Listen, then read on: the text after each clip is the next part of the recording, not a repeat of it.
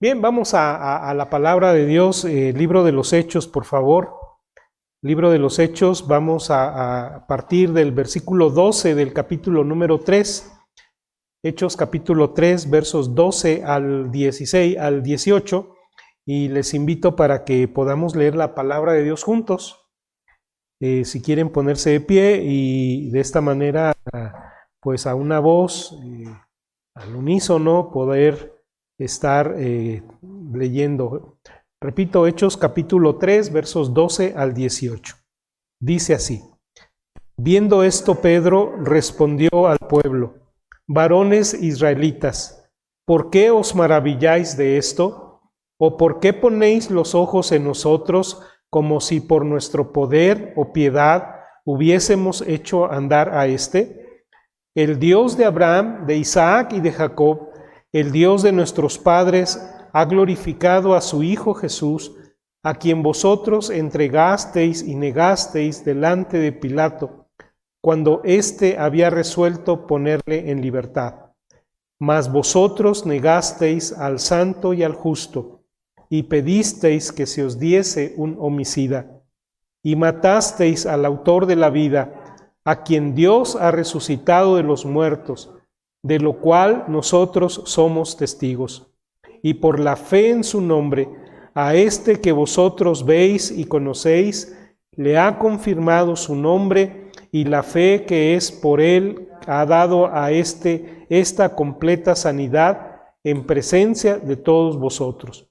Mas ahora, hermanos, sé que por ignorancia lo habéis hecho, como también vuestros gobernantes, pero Dios ha cumplido así lo que había antes anunciado por boca de todos sus profetas, que su Cristo había de padecer.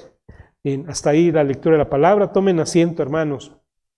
Bien, la semana pasada tuvimos la oportunidad de ver este marco de referencia en el que Pedro nos va a compartir, o bueno, más bien la palabra nos va a compartir un segundo mensaje predicado por este siervo de Dios, el apóstol Pedro, en el libro de los Hechos. Ahora, hay algo común a lo que tuvimos la oportunidad de ver en el capítulo número 2. Generalmente, pues cuando se nos da un curso de homilética, se nos dice que procuremos iniciar presentando alguna historia, algún incidente que pudiera despertar el interés de la gente, ¿verdad? De esta manera para captar la atención de los oyentes. Pero quiero que vean que particularmente en los primeros dos sermones de Pedro, la introducción para presentar su mensaje fue más bien un incidente que produjo el mismo Espíritu de Dios. Pedro no tuvo que dar ninguna ilustración, no tuvo que traer a la luz ninguna historia, sino el Espíritu Santo obró de una manera que pues llamó la atención de los oyentes. ¿Recuerdan ustedes lo que pasó en Hechos capítulo número 2? El descenso del Espíritu Santo y cómo aquellos hermanos reunidos empezaron a hablar en otras lenguas, ¿verdad? Y las maravillas de Dios, y eso causó, ¿verdad?, un impacto tremendo en la gente, que se congregó al punto que Pedro predica un mensaje y 3,000 almas se convierten, ¿verdad? Entonces la introducción la dio el Espíritu de Dios.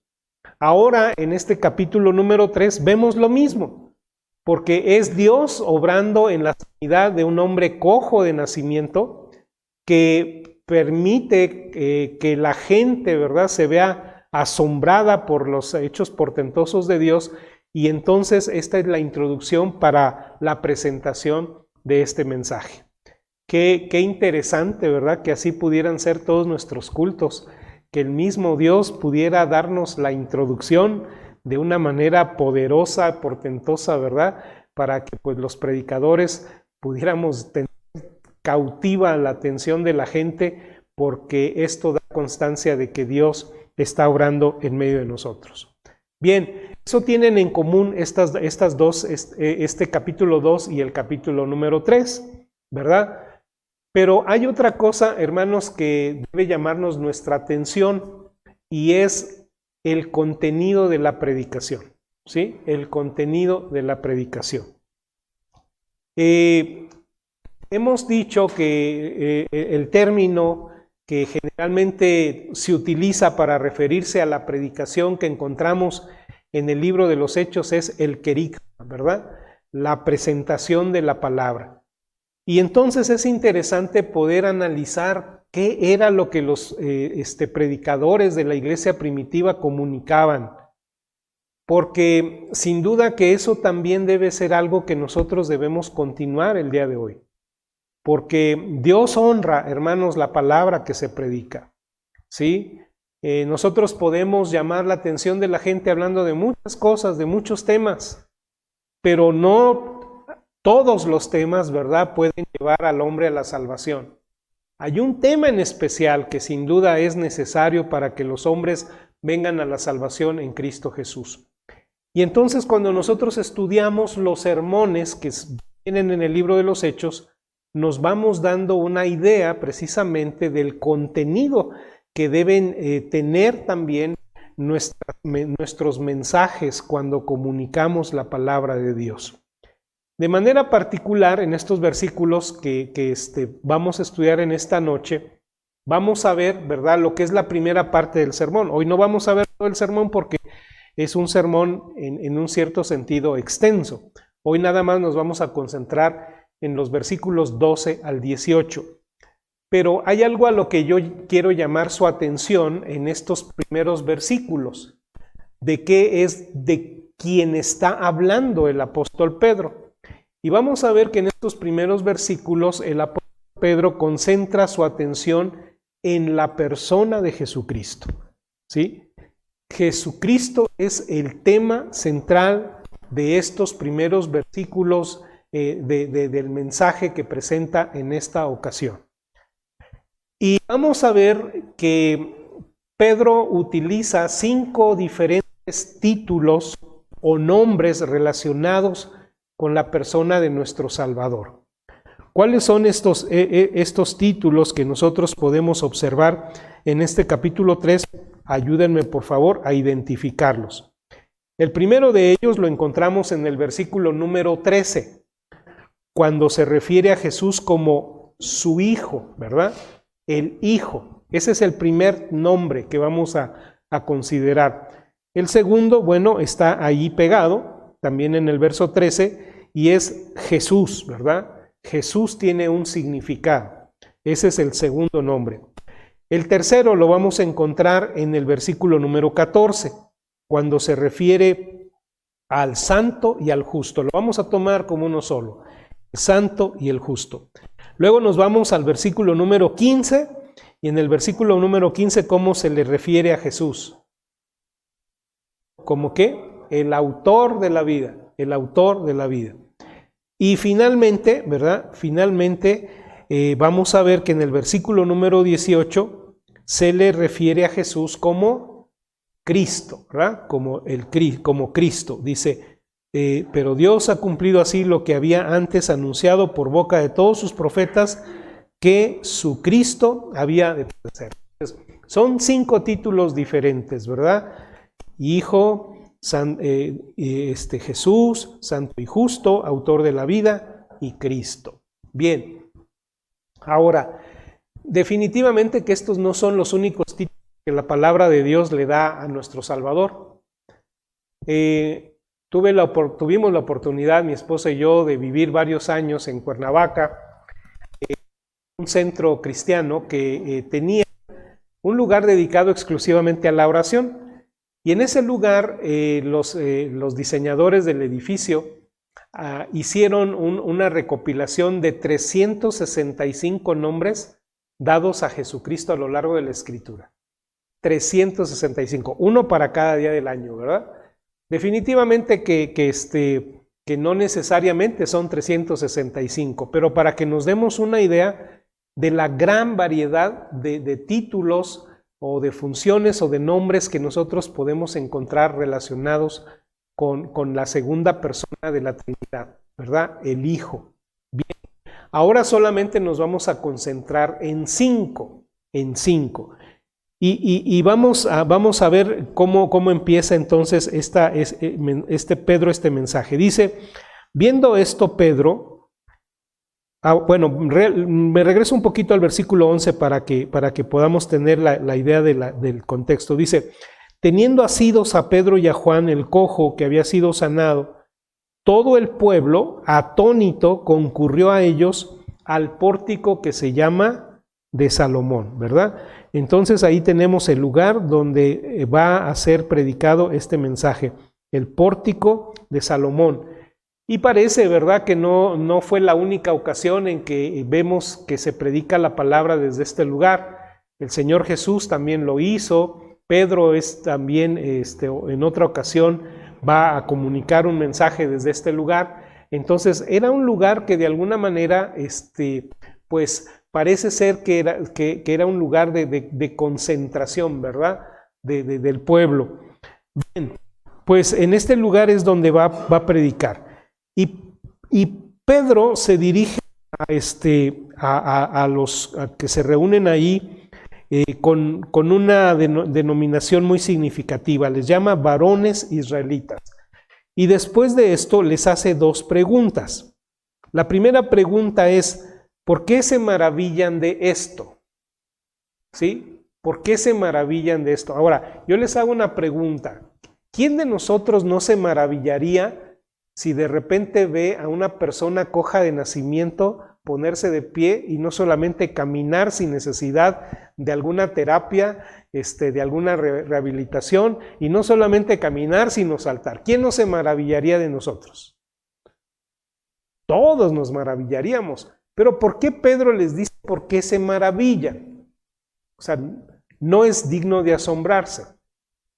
Y la pregunta me parece que tiene una razón justificada.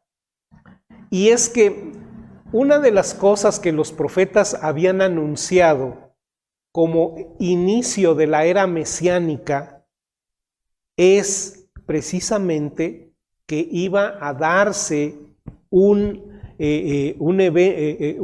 situación en donde, pues recuerdan ustedes la profecía, que los cojos saltarían, ¿verdad?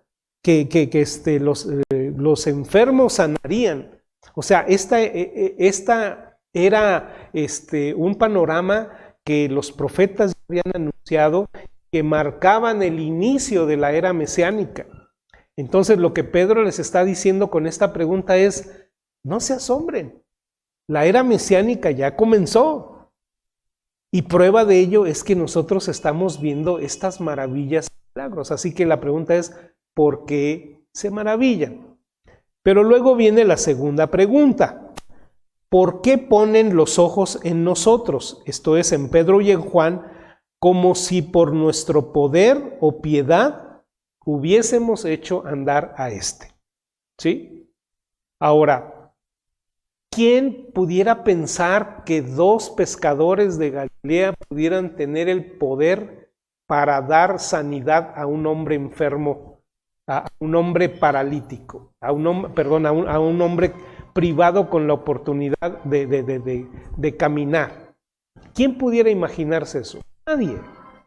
Entonces, en principio, la respuesta es concreta. Nadie tiene el poder. Ninguno tiene el poder. Pero por otro lado, tampoco tiene la piedad. Ahora, ¿qué debemos entender por piedad? Esta es una palabra que a veces encontramos en la Escritura, pero quizás a veces no interpretamos apropiadamente. ¿Qué significa una persona piadosa? ¿Sí? Entendemos que a veces decimos, Señor, ten piedad de mí, ¿verdad? Como ten misericordia, ten compasión. Pero, ¿qué es la piedad en sí? ¿Qué es una vida piadosa? ¿Cómo? ¿Perdón? Bueno, es el sentido que nosotros le damos, misericordia, pero la piedad tiene que ver con una vida de una, vamos a llamarle así, relación especial con Dios, ¿verdad? De comunión, de intimidad, ¿verdad? Y esto reflejándose en una vida de consagración, ¿verdad? Por ejemplo, podemos pensar en disciplinas de la piedad como la oración, el estudio bíblico, etcétera, etcétera.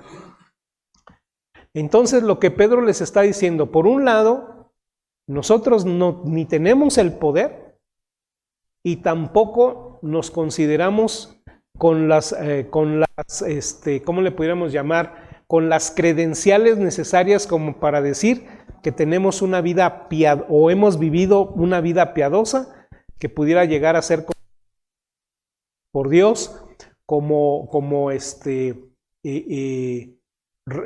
meritoria, ¿verdad? Para poder realizar estos actos portentosos. No características. Pero ¿quién sí la tiene? ¿Quién sí tuvo una vida de poder y una vida de piedad? Jesucristo. Entonces, como de alguna manera, a través de esta segunda pregunta, lo que Pedro está tratando de hacer es que la gente quite los ojos de su persona y que los ponga en la persona de Jesús. Y a mí me parece que esto es muy interesante, hermanos, y que tomemos en cuenta en la predicación moderna, porque lamentablemente mucho de la predicación moderna tiene con que la gente concentre sus ojos en el predicador, en el mensajero, y no en la persona de Jesús. Cuando de alguna manera, hermanos, la gente pone más atención en el que predica que en el contenido del mensaje, cuidado. Sí. Va a predicar fulano, ¿no? Va a predicar fulano. Y a lo mejor en esa predicación dice alguna barbaridad, pero bueno, es fulano. Y aquí Pedro y Juan están diciendo, no, quiten los ojos de nosotros, pónganlos por favor en la persona de Jesús. ¿Sí? Entonces, esto es lo que nosotros observamos en esta introducción del mensaje de Pedro.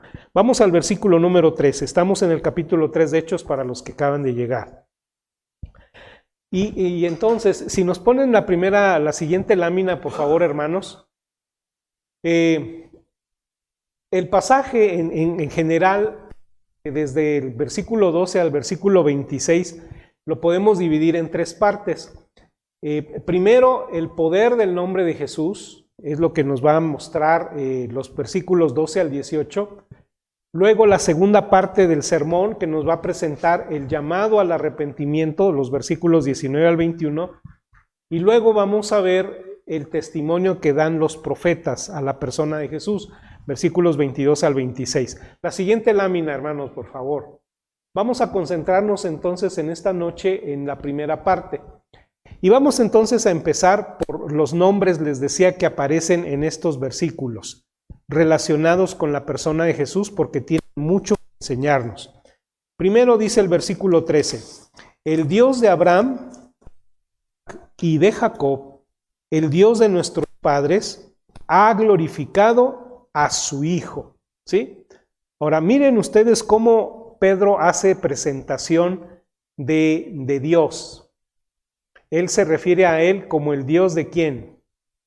De Abraham, de Isaac y de Jacob. Ahora, ¿qué tienen que ver estos nombres con el pueblo de Israel? ¿Por qué eran significativos los nombres de estos personajes en relación con la nación judía? Recuerden que hasta aquí todavía el Evangelio está siendo predicado prácticamente exclusivamente entre los judíos. ¿Por qué entonces aquí la alusión de Pedro a Dios como el Dios de Abraham, el Dios de Isaac y de Jacob? ¿Qué pasó entre Dios y estos personajes de la Biblia? La comunión, aunque debemos decirlo, Jacob no fue precisamente un hombre muy espiritual. Dijo él, muchos y malos son los días de mi vida, ¿verdad? especial que se dio aquí de Jacob. Dios hizo un pacto con ellos.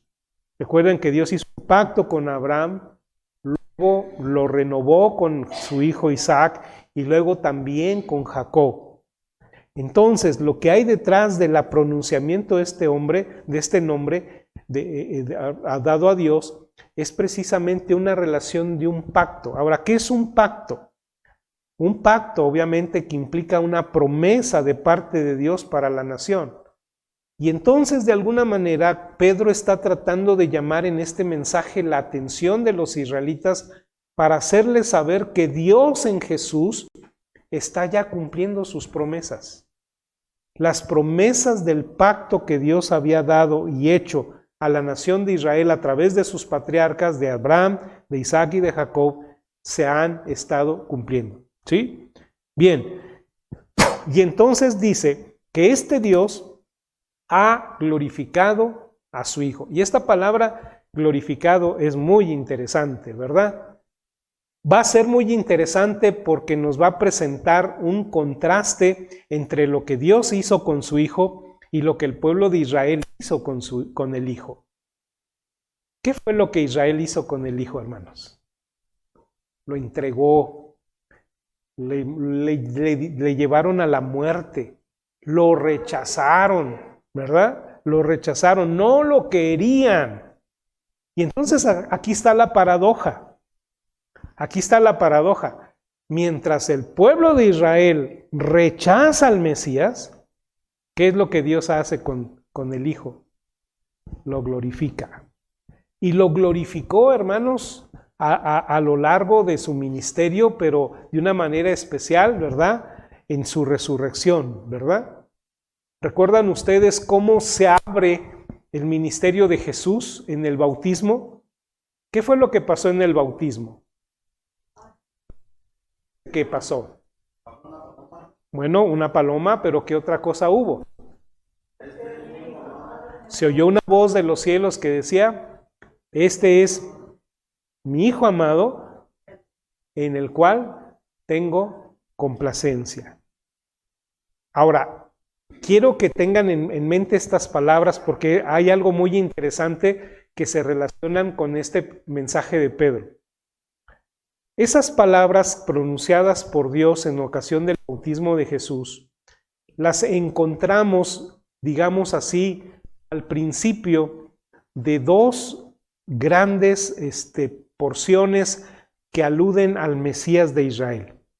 La primera está en el Salmo 2, ¿verdad? El Salmo 2. Salmo 2 dice, tú eres mi hijo, yo te he engendrado hoy, ¿verdad? Pídeme y te daré por herencia a las naciones y como posesión tuya los confines de la tierra, ¿verdad? Entonces ahí está el Salmo 2. Ese Salmo 2 era como una especie de ¿cómo le pudiéramos llamar? De fórmula que los judíos utilizaban en ocasión de la coronación de sus reyes, ¿verdad? Los ungidos, ¿verdad? Los escogidos de Dios para reinar a la nación. Entonces, cuando el Espíritu Santo viene y es bautizado Jesús, a Jesús se le está identificando como el rey, el prometido rey. Pero luego dice las siguientes palabras que encontramos en ocasión del bautismo es, en quien tengo contentamiento, ¿sí? Y esas palabras, hermanos, las encontramos en Isaías capítulo 42. Isaías, pero allí no se presenta al Mesías como rey, sino se presenta como ¿qué? ¿Como qué se presenta en Isaías 42? Vayan a su Biblia y vean qué es lo que dice ahí Isaías 42 de Jesús, o del Mesías, perdón. Sí, sí es de Jesús, pero bueno, aquí vamos a referirnos a él como el Mesías. El siervo. Entonces, ¿ven ustedes la combinación de estos dos conceptos? En el bautismo Jesús fue identificado como ¿qué? Como el ungido y como el siervo, ¿sí? Como el Cristo y como el siervo, como el rey y como el siervo. ¿Sí? Por eso la declaración del bautismo es muy importante en relación con la persona de Jesús, porque se le identifica ahí en estos dos conceptos, rey y siervo. Tienen esto en mente porque van a ver que el mensaje de Pedro en relación con la persona de Jesús empieza con el siervo y termina con el ungido, Cristo, ¿verdad? Que es lo mismo. La palabra Cristo, que es la quinta que aparece, es la palabra Cristo. Pero ahorita ustedes me van a decir, pero pastor, usted nos dijo que la primera palabra que aparece aquí es la palabra hijo, ¿verdad? Ahora, miren, el idioma griego utiliza en esta porción una palabra que solamente aparece en otras dos ocasiones en el libro de los Hechos, en relación con la persona de Jesús. Es la palabra pais. Y la palabra pais puede ser traducida como hijo, pero también puede ser traducida como siervo. Como siervo. ¿Cómo dijimos que fue identificado Jesús en el bautismo? Como siervo, ¿verdad? ¿Cómo está identificando aquí Pedro a Jesús? Como el siervo de Dios. ¿Sí? En el bautismo es tanto el rey ungido o Cristo como el siervo. Pero aquí empieza hablándonos hijo. Ahora, cuando nosotros pensamos en el hijo, pensamos en la divinidad de Jesús. Y alguien pudiera pensar, aquí Pedro lo está ya identificando como la segunda persona de la Trinidad, como Dios mismo. Pero, ¿qué les dije? Que pais es una palabra que se traduce o puede traducirse como siervo. Entonces, el énfasis más que en la divinidad de Jesús, en esta declaración, está en su calidad de siervo. Ahora, ¿qué es lo que hace un siervo? Servir. ¿Qué fue lo que hizo Jesús? Él dijo, yo no he venido para ser servido. ¿Para qué? Para servir, para dar mi vida por muchos, ¿sí? Él siempre insistió en que su estancia aquí en la tierra era para hacer no su voluntad, sino que la voluntad del Padre que está en los cielos, ¿sí? Entonces, lo que pretendió Jesús siempre hacer durante su ministerio, lo que hizo al ir a la muerte no fue su voluntad, sino fue la disposición, ¿verdad?, de ser obediente a la voluntad del Padre y poder servir. Y entonces dice, Él ha glorificado a su Hijo. Entonces, ¿hasta aquí vamos bien? ¿Vamos bien? Siervo entonces era una designación que nosotros observamos en el Antiguo Testamento. Bien, vamos al segundo nombre. Dice, el segundo nombre que aparece aquí es Jesús. Y Jesús es la forma griega, ¿verdad?, del nombre Yoshua o Josué, que significa el Señor es mi salvación.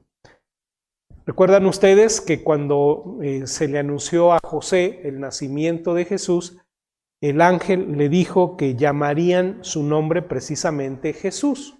¿Pero qué significa el nombre Jesús? Ya lo dije, ¿verdad? Salvador. Eso es lo que significa Salvador. Ahora, si yo les dijera, ¿en qué piensan cuando les digo Hugo Sánchez? Un futbolista, ¿verdad? Un futbolista. ¿En qué piensan cuando yo les digo, bueno, a María Félix? ¿Mande? Artista, ¿verdad? Artista. Y si nosotros decimos Jesús, ¿en qué pensamos? Salvador. Sin embargo, lamentablemente en nuestro tiempo se ha querido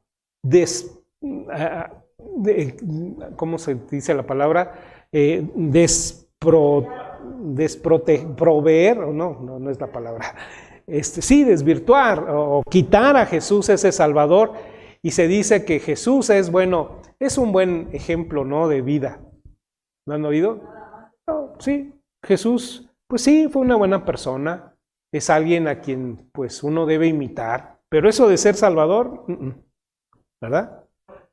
Otros, ¿verdad? Incluso dicen que fue un revolucionario, ¿verdad?, que estuvo en contra de los poderosos y que defendió a los pobres, a los débiles, y que por tanto, ¿verdad?, pues es un guerrillero de la antigüedad, ¿no? Así pudiéramos definirlo así. Pero hermanos, definitivamente nosotros no podemos identificar a Jesús aparte del hecho de que Él es Salvador, ¿verdad? Él es Salvador. Su nombre es Jesús porque Él es nuestro Salvador.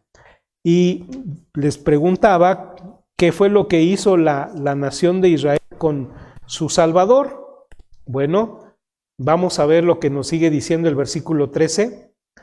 A quien vosotros entregasteis y negasteis delante de Pilato, cuando éste había resuelto ponerle en libertad. Vean ustedes lo que la nación hizo con el Salvador. ¿Qué hizo? Lo entregó, lo negó. Lo negó delante de Pilato, ¿sí? Ahora, Pilato era un gobernante romano.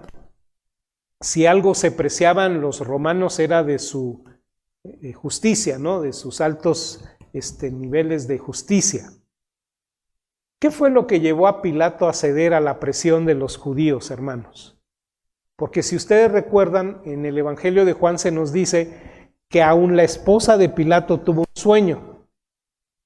Y en el sueño, ¿verdad?, ella pudo sentir en relación con la persona de Jesús, que ese hombre era inocente, ¿verdad? O sea, la esposa de Pilato le dijo, ese hombre es inocente, ese hombre es justo, no tengas nada que ver con él porque él es justo. ¿En cuántas ocasiones, hermanos, Pilato quiso soltar a Jesús? ¿En 2? Bueno, si juntamos todo lo que aparece en los evangelios, los estudiosos nos dicen que hasta en 6 ocasiones, en 6 diferentes momentos, ¿verdad?, de ese juicio de Jesús, en 6 diferentes ocasiones Pilato quiso dejarlo en libertad.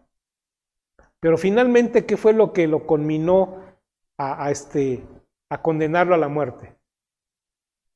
La presión política, ¿sí? Ya tenía Pilato un reporte en Roma de parte de los judíos. Y prácticamente la amenaza de los líderes judíos fue, si tú te niegas a hacer lo que te pedimos, segundo reporte. Y sabes que en ese segundo reporte, pues te pueden quitar la chamba, ¿verdad? Te pueden quitar la chamba, la presión política. Bueno, eso es lo que pasa, ¿verdad?, en el mundo de la política, ¿verdad? Y en este caso, bueno, pues esto, sin embargo, pues esto no le quita la responsabilidad. Bien, entonces, vamos al tercero, santo y justo, versículo 14. Mas vosotros negasteis al santo y al justo, y pedisteis que se os diese un homicida. Ahora, ¿qué es lo que está haciendo Pedro? Miren ustedes cómo, por un lado, ensalza la persona de Jesús, pero por otro lado les está dando como una especie de ganchos al hígado a los judíos, ¿verdad? Primero los acusó de que no puedan entender, ¿verdad?, las maravillas, porque la era mesiánica ha empezado. Luego los acusó de haber entregado y negado al Salvador delante de Pilato. Y ahora les está diciendo, y no conformes con esto, en lugar de pedir que les soltaran al justo, pidieron que les soltara ¿a quién? Al homicida. Al homicida. es lo que está tratando de generar Pedro en la gente? Una conciencia, ¿verdad?, de su culpabilidad. Ahora, miren ustedes, hermanos, el Evangelio es ciertamente la presentación de buenas nuevas, pero las buenas nuevas implican que haya unas malas nuevas o malas noticias. Y aquí nosotros estamos teniendo una lección de evangelismo, hermanos. Porque para que una persona pueda entender lo que son las buenas noticias, primero tiene que comprender las malas noticias. Y las malas noticias para el pueblo judío eran esas. Dios ya les envió a su Mesías y ustedes lo rechazaron, lo entregaron. Dios ya les proveyó al santo y al justo. ¿Y qué fue lo que hicieron ustedes?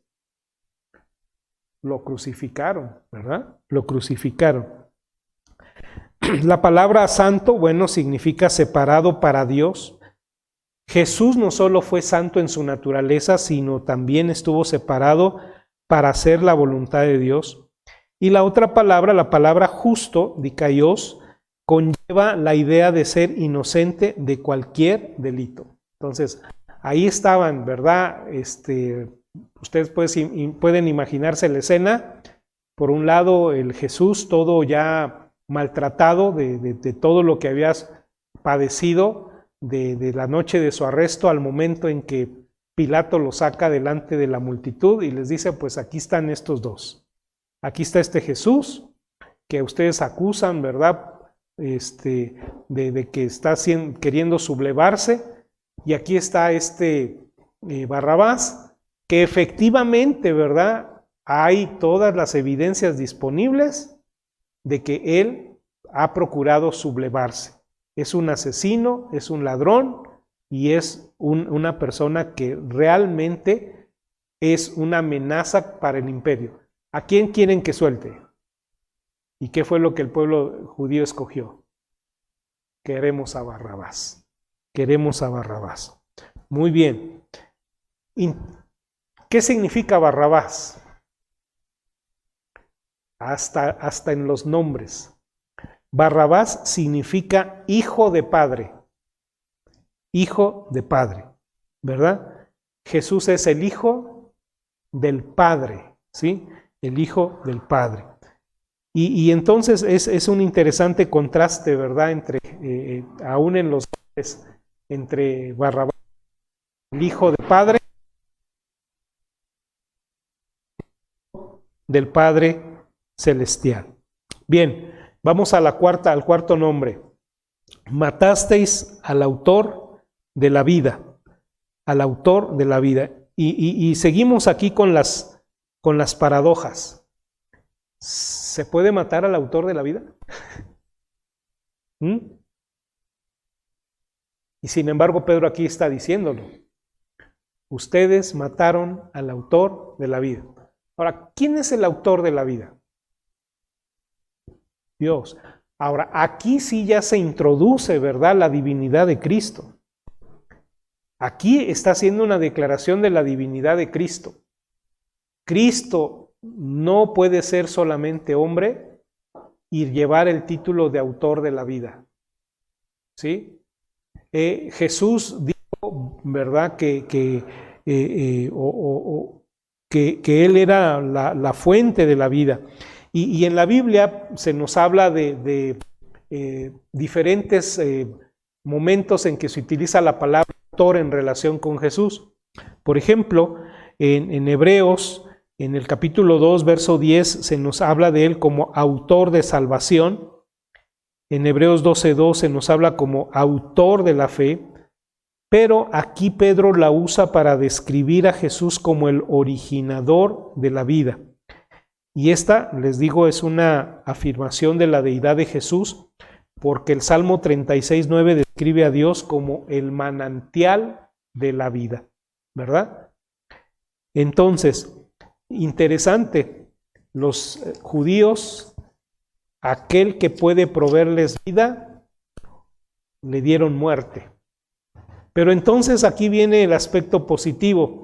Pero aunque ustedes, ¿verdad?, lo llevaron a la muerte, Dios lo ha resucitado de los muertos, de lo cual nosotros somos testigos. Ahora, ¿en dónde está predicando Pedro? En el pórtico de Salomón, en el templo. ¿Y dónde estaba el templo? En Jerusalén. ¿Verdad? ¿Dónde fue crucificado Jesús? ¿Dónde fue crucificado Jesús? ¿En qué ciudad? Jerusalén. ¿Dónde fue sepultado? En Jerusalén.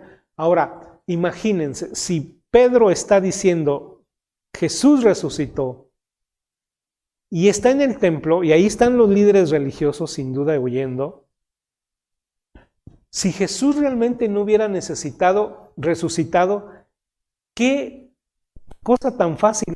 Ahí algún saduceo, algún líder religioso, espérate Pedro, espérese Señor, está usted diciendo una mentira. Aquí está el cuerpo, aquí está la tumba y aquí está el cuerpo. Usted es un mentiroso. Pero nadie pudo refutar esta cosa, hermanos, porque la tumba estaba vacía. Jesucristo había resucitado, ¿verdad? Bien, entonces, aunque los judíos son responsables de homicidio, su homicidio realmente fue algo inútil, porque Dios le levantó de entre los muertos.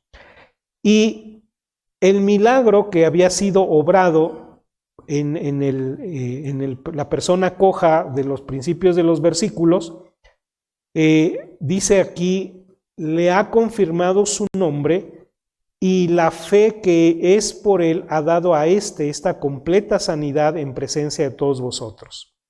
Ahora, aquí se nos habla de la fe. Dice, la fe en su nombre es lo que ha dado sanidad a este hombre. ¿La fe de quién? ¿Mande? ¿La fe de Dios? ¿Mande? Fe en Jesús, en el nombre de Jesús, pero ¿de quién fue la fe? ¿Quién tuvo que ejercer la fe? Los apóstoles. El hombre no, ¿verdad? Porque si ustedes recuerdan la historia, el hombre solamente levantó la manita y esperaba que le dieran algo. No tenía fe. No tenía fe. Era su costumbre. No tenía fe. La fe vino por parte de los apóstoles. Y aquí quiero hacer un paréntesis y tal vez aquí nos quedemos, retomando la próxima semana, pero es interesante, hermanos, que en los casos de sanidad que nosotros encontramos en el Nuevo Testamento, generalmente la fe está en el instrumento a través del cual se lleva a cabo la sanidad y no en el que recibe la sanidad. ¿Sí me entienden? Repito, en el Nuevo Testamento, la fe generalmente está en quien lleva a cabo, por decirlo de alguna manera, el milagro de sanidad y no en el que va a recibir la sanidad.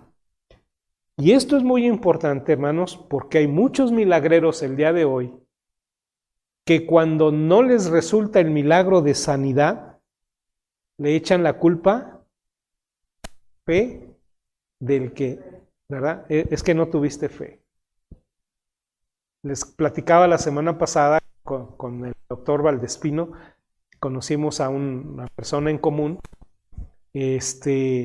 que pues la familia, pues teniendo el hombre cáncer, en su desesperación, bueno, supieron de un hombre que tenía supuestamente el don de sanidad y en su desesperación, pues lo llevaron para que orara por la persona. Y resulta que los familiares dicen que este milagrero dijo, está sanado, en el nombre de Jesús está sanado. Ya, Dios ha decretado que está sanado. A las pocas semanas se muere. Y entonces, pues la familia, ¿verdad?, inquieta, dice, bueno, va con esta persona y dice, ¿Y por qué se murió? Usted había dicho que Dios ya le había sanado. Y la salida fácil de la persona fue decir, es que no tuvo suficiente fe. Hermanos, en el Nuevo Testamento no hay tal cosa. En el Nuevo Testamento no hay tal cosa. Entonces vamos a dejar aquí en este cuarto nombre, hermanos, pero estamos notando cómo va Pedro desarrollando su mensaje. Por un lado, destacando los nombres de Jesús para hablarnos de lo que Jesús es, pero por otro lado está confrontando la pecaminosidad de aquellos que los están oyendo, ¿sí? Aquellos que los están oyendo. Muy bien, dejamos aquí, a lo mejor alguno de nosotros también se va con un poquito de sentimiento de culpa, ¿verdad? Pero yo espero que regrese la próxima semana y entonces escuchamos la parte final de la historia, que finalmente pues son las buenas noticias. No sé si alguien quiere hacer alguna pregunta o comentario.